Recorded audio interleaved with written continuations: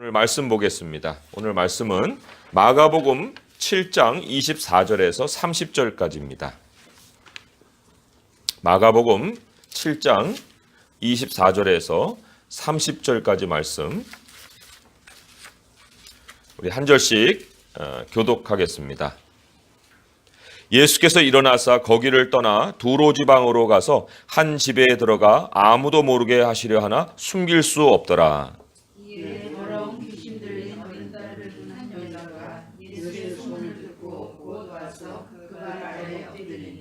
그 여자는 헬라인이요 수로보니게 족속이라 자기 딸에게서 귀신 쫓아내 주시기를 간구하거늘 예수께서 이르시되 자녀로 먼저 배불리 먹게 할지니 자녀의 떡을 취하여 개들에게 던짐을 안락지 아니하니라. 여자가 대답하여 이르되 주여 올소이다마는 상 아래 개들도 아이들이 먹던 부스러기를 먹나이다. 예수께서 이르시되 이 말을 하였으니 돌아가라 귀신이 내 딸에게서 나가느니라 하시니 함께 있습니다. 여자가 집에 돌아가 본즉 아이가 침상에 누웠고 귀신이 나갔더라. 아멘. 우리 성도님들 수로보니게 족속 여인에 대해서 잘 알고 계십니까? 이 수로보니게는 사이로피니션이라고 영어는 번역이 표기가 되어 있는데 시리아, 페니키아 그 지역이에요. 그래서 상당히 북쪽입니다. 갈릴리로부터도 상당히 북쪽이에요. 그래서 예수님이 일부러 의도를 갖고 가지 않으면 갈 이유가 없는 장소죠. 거기에 이제 한 여인에 대해서 지금 소개를 하고 있는데 사실 성경에서는 쉽게 지나치는 이름들이 많이 있어요. 족보에 나오는 이름들은 한번 거론되고 그냥 사라지고 다시 소개가 안 되는 그런 이름들이 많이 있거든요. 근데 또 어떤 그 인물들은 너무 부각이 되어서 우리가 놓칠 수 없는 인물들도 많죠. 모세나 요셉이나 다윗이나 그런 아브라함이나 이런 사람들인데 그런데 이 수로보니게 여인, 이 여인이 절대로 놓칠 수 없는 인물 중에 한 사람이다. 이렇게 말씀을 드리면은 굉장히 그 이유가 궁금해지지 않겠습니까? 그냥 지나칠 인물 같아요. 그냥 지나쳐도 될 인물 같은데 어떻게 절대 간과할 수 없는 사람이라고 얘기할 수 있을까? 그거는 예수님의 이 생애 전체를 통해서 이 여인에게만 남긴 칭찬이 있기 때문에 그래요. 이 칭찬이 사실 우리가 정말 주목하고 깊이 상고해야 할 칭찬입니다. 근데 사실 오늘 본문을 쭉 한번 24절부터 30절까지 보면은 도대체 무슨 칭찬이 그럴 만한 칭찬이 없어 보이는데 무슨 칭찬이라 말하는가 하실 텐데 이 마가복음의 기록은 이제 마태복음의 기록을 더 상세히 풀어가고 있습니다. 칭찬 말 자체는 마태복음에 기록이 되어 있지만 그 칭찬을 왜 그렇게 칭찬할 수밖에 없으셨느냐 하는 그 이유를 싣고 있는 것이 바로 이 마가복음이에요. 같은 사건을 기록하고 있는 그래서 마태복음을 한번 잠깐 찾아가서 보겠습니다. 마태복음 15장 28절의 말씀이에요. 마태복음 15장 28절의 말씀 한번 찾아서 같이 읽어보겠습니다. 시작. 이에 예수께서 대답하여 이르시되 여자여 내 믿음이 크도다. 내 소원대로 되리라 하시니 그때로부터 그의 딸이 나으니라. 여자여 내 믿음이 크도다. 큰 믿음이에요. 이 믿음이 크다. 이 믿음이 크다라고 기록된 것은 성경에서 유일하게 여기밖에 없습니다. 사실 비슷하게 견져볼 수 있는 케이스는 있어요. 어디냐면 백부장의 케이스죠. 근데 백부장의 케이스에 예수님 마태복음 8장 10절에 이렇게 말씀하셨어요. 이스라엘 중 아무에게도 이만한 믿음을 보지 못하였도다.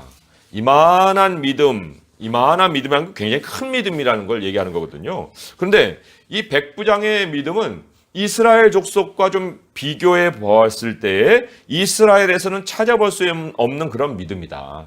이런 어떤 굉장한 칭찬을 또 받았는데 그런데 이 수로보니게 여인만큼은 이 믿음 누구하고 이게 비교한 게 아니에요. 그 믿음 그 자체로 절대적으로 큰 믿음으로 인정을 받았다는 거예요. 그리고 그렇게 인정받은 케이스가 예수님의 공생애뿐만 아니라 성경 전체를 통해서도 유일하게 여기 한 군데 나온다는 것입니다. 그러니 이 여인을 우리가 주목하지 않을 수가 없어요. 그 먼 땅, 갈릴리부터 북쪽으로 한참 가야만 있는 그 땅에 있는 어떤 여인인데, 그런데 그 여인이 바로 큰 믿음의 여인으로 성경은 소개를 하고 있어요. 데살로니가 1장 3절처럼 성경 우리 믿음이 이렇게 자라가야 되는 것을 말씀하고 있습니다. 자라간다는 건 이제 작은 믿음에서 큰 믿음으로 이제 변화해 간다는 거예요. 그런데 이 수로보니게 여인은 예수님이 바로 이게 큰 믿음이다, 이런 이 표본이다 하고 우리에게 알려준 모델이 되는 거예요. 이 여인이 뭐 얼마나 무슨 예수님을 알았겠습니까? 뭐 무슨 신앙의 연륜이 그렇게 깊이가 있었기에 무슨 큰 믿음이라고 했겠어요. 지금 예수님 만나고 그전에도 만나본 적도 없고 그 이후로도 예수님이 이 여인 곁에 있지도 않았을 텐데, 그런데 왜 큰 믿음의 표상이 될 수 있었을까?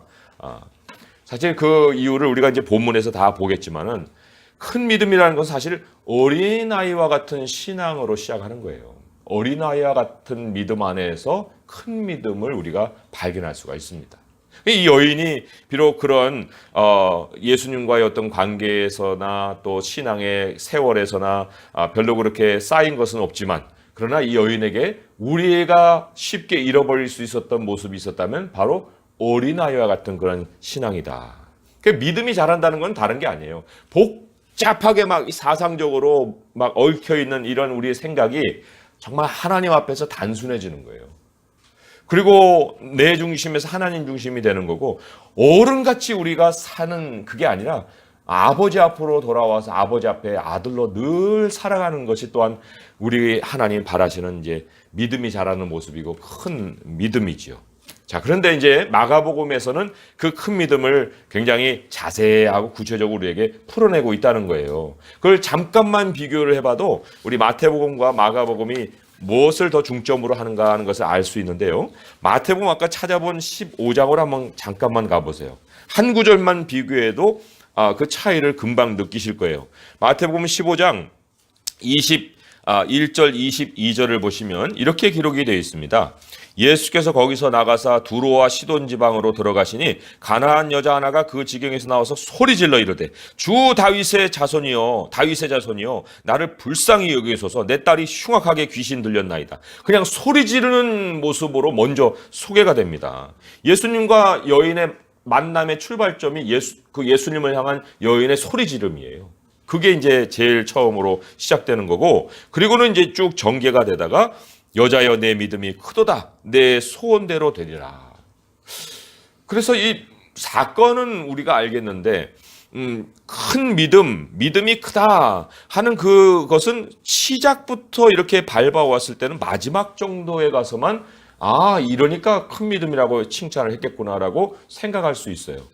그런데 마가복음은 예수님과의 만남에서부터 이게 얼마나 큰 믿음인지를 우리에게 가르쳐주고 있다는 거예요. 큰 믿음의 과정을 아주 상세히 포착해서 그 여인의 모습을 우리에게 소개를 해주고 있습니다. 그래서 마가복음에서 이제 우리 여인의 첫 장면을 보세요. 여인의 첫 장면이 과연 그러면 소리 지름으로부터 시작하느냐? 그것이 아니에요. 24절 25절을 보시면 이렇게 기록이 되어 있습니다. 예수께서 일어나사 거기를 떠나 두로 지방으로 가서 한 집에 들어가 아무도 모르게 하려 하나 숨길 수 없더라. 이에 더러운 귀신 들린 어린 딸을 둔 한 여자가 예수의 소문을 듣고 곧 와서 그 발 아래 엎드렸더라. 이렇게 얘기하고 있어요. 예수의 소문을 듣습니다. 그리고는 곧바로 이 예수님을 찾아 나와서 그 발 아래 엎드려요. 여기 우리가 먼저 주목해야 될 것이 곧이라는 단어입니다. 아주 긴급하게. 그게 헬라어 어순으로도 맨 앞에 나와 있어요. 그러나 곧 여인이 앞에 왔다. 이게 바로 어린아이와 같은 믿음의 첫 번째 모습이에요. 예수님 소식, 큰 믿음, 우리가 큰 믿음을 정리하자면 이런 거예요. 큰 믿음이라는 것은 지체하지 않습니다. 좀 예수님이 오셨다가 하지만 생각을 해보겠다든지, 또 교회를 나간다는 거 좀 누가 나가면 좀 따라 나간다든지 이런 식의 생각을 가지고 이제 처음에 교회를 접근하기가 쉬운데, 이 여인도 예수님 왔지만 들리는 소문으로만 더 알 수도 있는 거 아니에요. 그런데 그런 게 아니라 이 확연히 예수님이 드러났단 말이에요. 그것도 예수님이 이제 숨어 계시려다가 그 정체를 더 이상 숨길 수가 없는 지경에서 이제 드러나시는 거죠. 그렇다고 해서 막 군중이 떼거리로 몰려오는 그런 상황도 아니에요. 무슨 포위된 그런 상황도 아니에요. 예수님은 어쩔 수 없이 알려질 수밖에 없습니다. 예수님은 끝까지 숨어 계실 수 있는 분이 아니에요. 우리의 삶에도 마찬가지예요. 예수님 우리의 삶에 찾아오셨는데 나는 그런 줄 몰랐어요. 그럴 수 있는 그 얘기를 할 수 있는 사람이 한 사람도 없어요. 예수님 찾아오시면 언젠가는 드러나시게 되는데 과연 그 드러나시는 예수님에 대한 우리의 반응은 어떤가 하는 거죠. 우리의 첫 반응은 어땠으며 사실 오늘날 우리들의 반응은 또 어떠한가. 이 수로보니게 족속의 여인, 자기 삶에 찾아오신 예수님 드러나시자마자 놓치고 싶지 않은 거예요. 놓치고 싶지 않고 지체하고 싶지 않습니다. 뭐가 그렇게 그런 모습을 만들어냈을까? 물론 여기 보면은 굉장히 간절한 필요가 있습니다. 26절에 그 여자는 헬라인이요 수로보니게 족속이라 자기 딸에게서 귀신 쫓아내주기를 간구했다 그랬어요. 그런데 이 간절한 필요를 가만히 들여보면 굉장히 그 필요가 분명합니다. 단순합니다. 우리가 막 이 애타는 심정으로 이제 하나님을 찾아 나가면 이게 생각이 막 복잡해져요. 복잡해져갖고 막 이것도 얘기했다가 저것도 얘기했다. 이렇게 좀 해줬으면 좋겠고 저렇게 좀 해줬으면 우리 방식도 막 이렇게 내놓기가 쉬운데 간절한 필요라는 것은 사실 설명이 복잡하지 않아요. 이것도 어린아이의 신앙입니다. 우리가 큰 믿음을 가지기 위해서는 하나님께 우리의 간구함에 대해서도 명료한 것을 가지고 나가야 돼. 더군다나 이 여인이 가지고 나간 이 기도 제목은 자기 게 아니에요. 그러잖아요? 자기가 사랑하는 아이에 대한 안타까움이잖아요. 자기의 필요가 아니잖아요. 이 안타까움이라는 것, 우리 이 큰 믿음의 그래서 두 번째로는 첫째는 지체하지 않지만 두 번째로는 내가 사랑하는 이에 대한 안타까움을 가질 수가 있어야 되는 거예요. 고통하는 이웃에 대한 어떤 긍휼을 가지고 나가는 거죠. 어린아이가 이런 느낌을 잘 가집니다. 애들은 강아지만 아파도 눈물을 흘려요. 강아지 죽으면 아예 그냥 통곡을 하죠. 그게 왜 그래요? 그 슬픔이 막 밀려드는 거예요. 그 느낌을 아는 거예요. 그래, 물론 엄마이기 때문에 딸아이의 고통을 왜 모르겠습니까? 그렇지만 하나님이 이것을 큰 믿음이라고 얘기한 것은 그 고통을 자기가 애절하게 같이 느끼는 것이 그냥 한 번, 두 번, 하룻밤, 두밤으로 그친 것이 아니라는 거예요. 그냥 믿음은 자기 형편에서도 나옵니다. 그러나 우리가 자라가야 되는 믿음, 그래서 큰 믿음이 되기 위해서는 다른 사람 영혼 안에 있는 고통의 눈물까지를 보고 하나님을 찾아 나갈 수가 있어야 하는 거예요. 나를 가지고 하나님을 찾아 나가는 게 아니라 다른 사탄에게 얽매여 있는 영혼을 가지고 하나님 앞에서 소리를 칠 때 내 안에 그 믿음이 들어가는 거예요. 가지고 나가는 것일 수도 있지만 우리가 정말 새벽에 나와서 또 어제 토요 기도 때 우리가 정말 기도할 때 너무나도 어제는 우리 나라와 민족이 너무나도 애절하게 느낌이 와요. 그래서 그 나라와 민족을 위해서 기도할 때 하나님이 마음 깊은 곳에서부터 이 슬픔을 느끼게 하시고 눈물을 흘리게 하셨어요. 근데 그것은 그 자리에 있기 때문에 하나님이 주시는 선물이고 그렇게 부르짖기 때문에 하나님께서 우리 마음속에 일으키는 마음이거든. 그래서 큰 믿음은 하나님 앞에서 받는 선물이에요. 근데 그럴 수 있으려면은 병들은 사람들이나 얽매여 있는 사람들이나 눌린 사람들이나 이 예수님 안에서 자유를 얻어야 되는 그런 영혼들인데 그렇지 않는 사람들을 향해서 정말 하나님을 향해 그 사람들 가지고 나가서 이게 기도를 처음에는 뭐 자근자근 하다가 정말 그들의 느낌이 마음속에 감동이 될 때 절규하면서 하나님께 그렇게 부르짖을 때 그때 우리가 그 큰 믿음을 가지게 되는 거예요. 믿음이 자라가고 있지 않는다. 그 표시가 뭐예요? 내 형편 안에 이렇게 빠져 있는 거죠. 우리 아버지께서 사랑하는 자들을 얼마나 우리 주변에 많이 붙여주셨습니까? 그 사랑하는 자들의 형편을 우리가 보는 눈, 그것이 바로 큰 믿음을 체험할 수 있는 길이다. 그리고는 이 세 번째로 우리가 또 이 여인에게서 찾아볼 수 있는 것은 세 번째 큰 믿음의 특징은 바로 예수님 발 아래서 끝까지 엎드렸다는 거예요. 끝까지. 오늘 25절을 다시 한번 봅니다. 25절. 이에 더러운 귀신 들린 어린 딸을 둔 한 여자가 예수의 소문을 듣고 곧 와서 그 발 아래 엎드리니 그랬어요.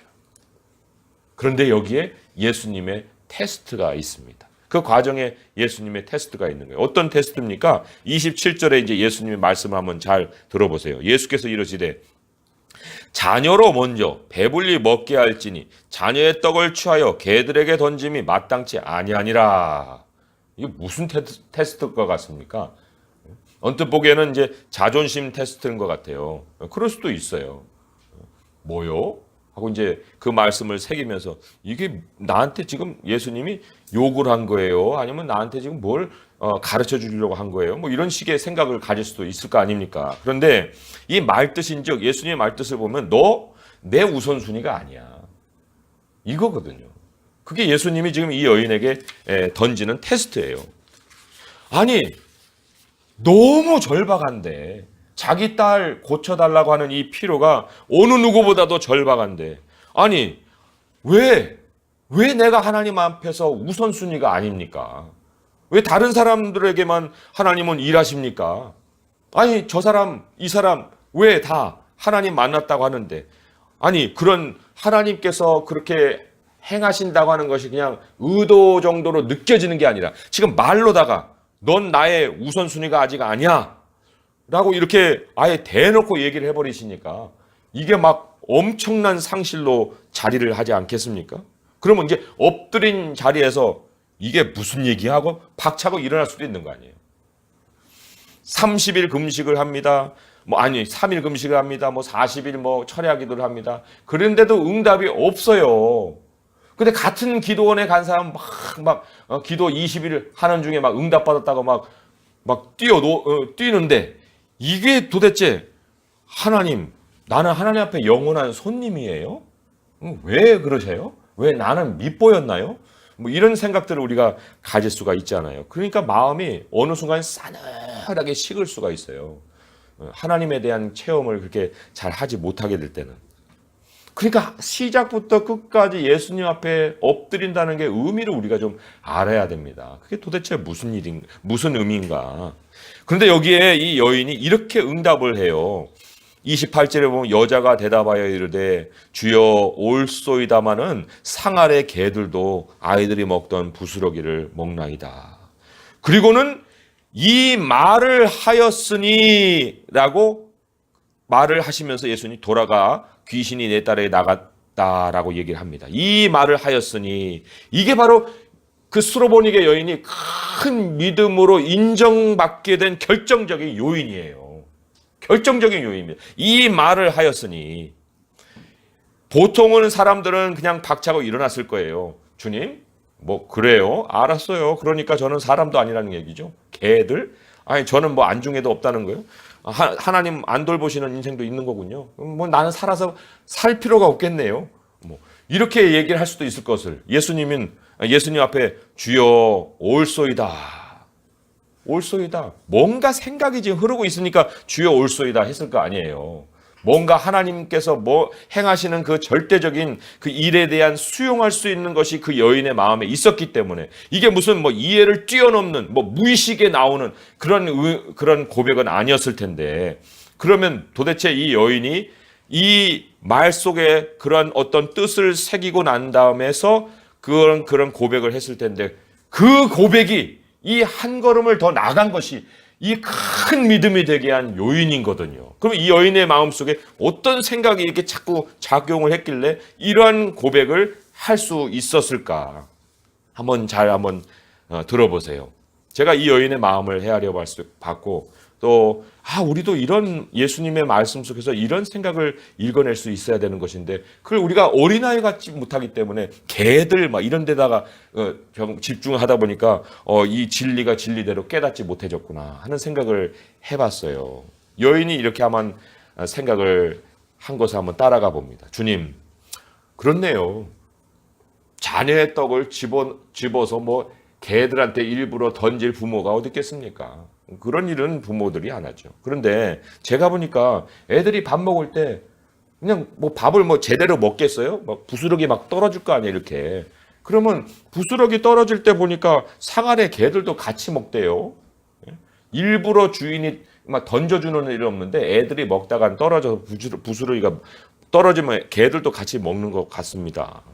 제가 원하는 거 주님 뭐 그 떡을 들어가지고 자녀의 떡인데 그 저한테 던져달라는 거 아니에요. 다만 자녀가 떡 먹을 때 흘리는 거 그냥 개도 그냥 먹을 수 있지 않을까 그런 생각을 해보는 거예요. 예수님 지금 이 비천한 동네 오셨잖아요.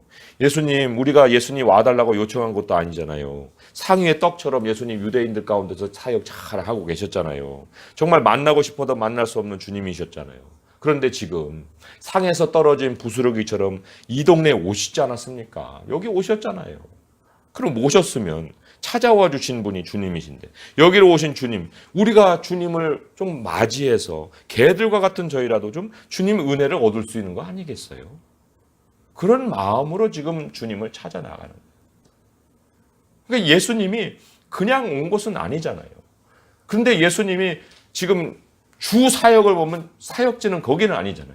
그러나 예수님 오신 그 자체가 부스러기가 같은 그런 그 은혜를 베풀어고자 오신 거거든요. 그러니까 그거 주워 먹는다고 뭐 그렇게 대단한 건 아니잖아요.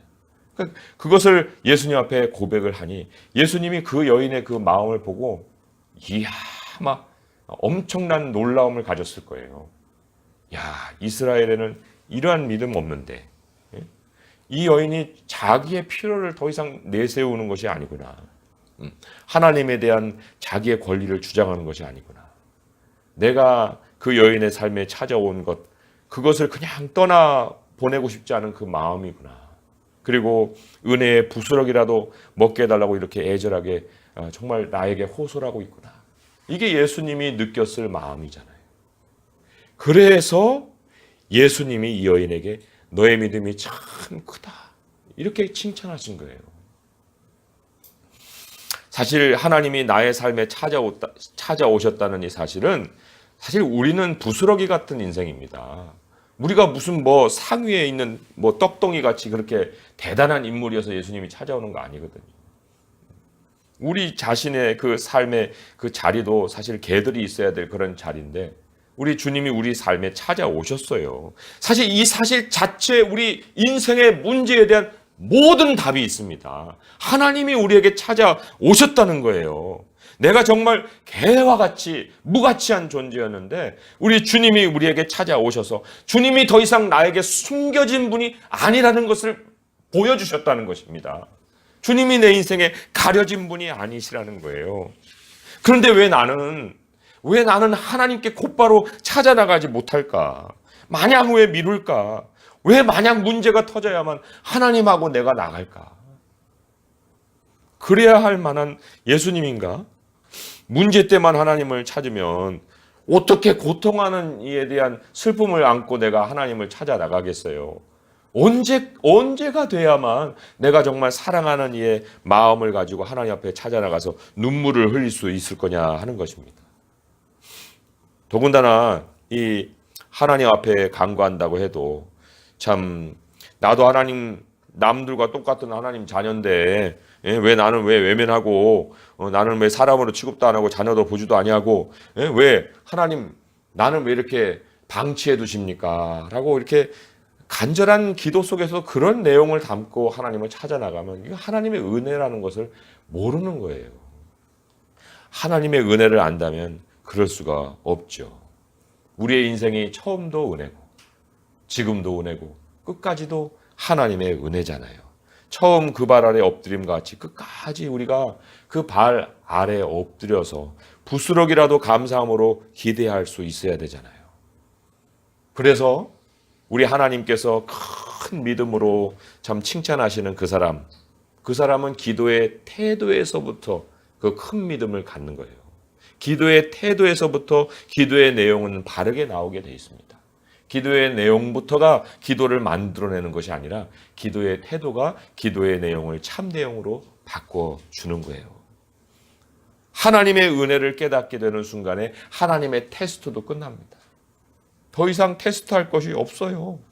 하나님의 은혜를 깨닫는 순간에 우리의 믿음도 큰 믿음으로 자라납니다. 하나님이 뭐 우리를 괴롭히시려고 지금 이런 상황을 벌이시는 거 아니잖아요.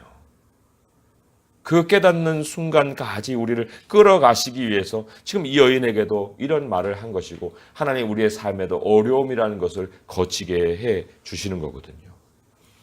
그리고 여기서 우리가 또한 놓치지 말아야 될 것이 하나 있습니다. 결론 부분에 이르러서 정말 놓치지 말아야 될 것이 있는데 그게 뭐냐면 큰 믿음에 대해서 하나님이 어떤 식으로 응답해 주시느냐 하는 것을 우리가 놓쳐서는 안 된다는 거예요.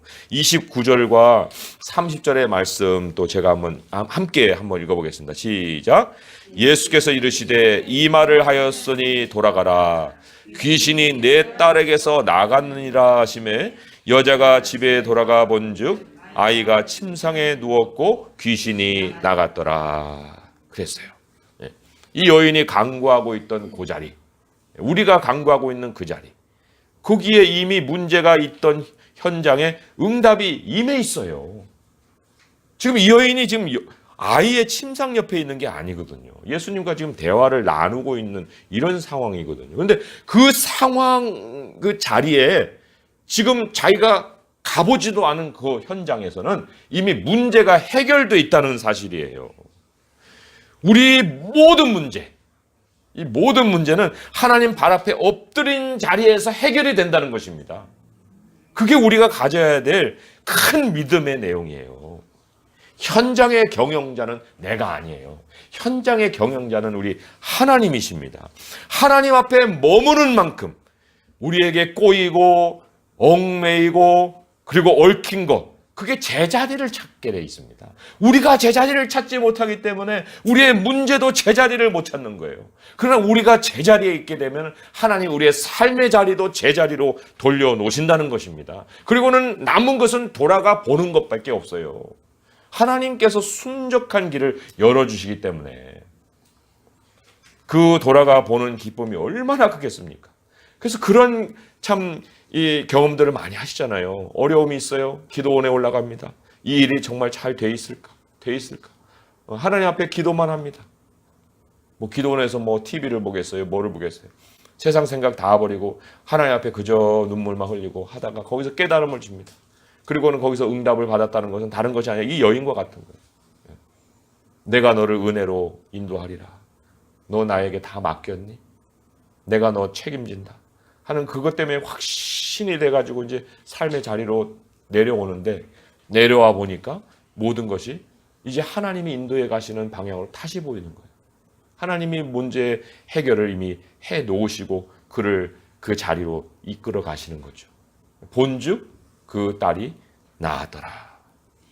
여기 귀신 들린 이 케이스, 뭐 특별한 케이스처럼 보일 수도 있어요. 그렇지만 우리 사는 모든 현실은 영적인 현실이에요. 우리의 인생의 모든 문제는 다 영적인 것입니다. 하나님의 권위, 하나님의 주권, 하나님의 통치가 그 자리에 세워지지 않으면 절대로 어떤 문제도 우리 현실에서 풀릴 수 있는 것이 없어요. 그래서도 우리가 하나님 앞에 엎드려야 되는 거예요. 우리가 엎드리면 우리에 딸린 모든 것이 다 같이 엎드리게 돼 있습니다. 우리 하나님께 우리가 고개 숙이는 것은 내게 딸려있는 모든 것들이 다 함께 주님 앞에 복종된다는 의미예요.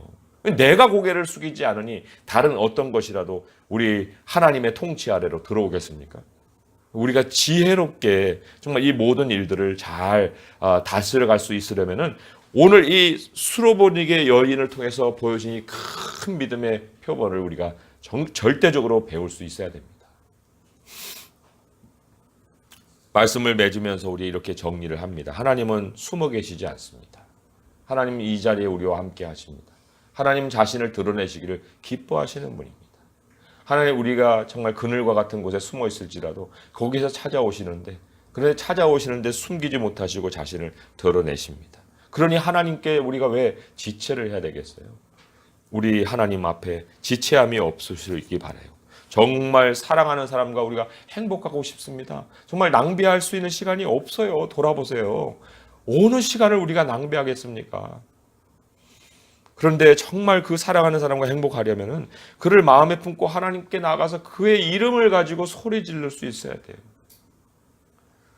정말 그를 불쌍히 여겨달라고, 그를 긍휼히 여겨달라고, 그게 내 마음 깊은 곳에서 같이 느껴질 수 있어야 되고, 그리고는 처음만이 아니라 끝까지 이제 하나님 발 앞에서 부스러기 은혜라도 하나님 내게 주세요. 내게 주세요. 그래서 우리 기도 내용을 잘 정리하는 것도 중요합니다. 올해 나는 무슨 기도 제목을 가지고 한 해를 시작했지? 지금쯤이면 좀 흐려질 수도 있어요.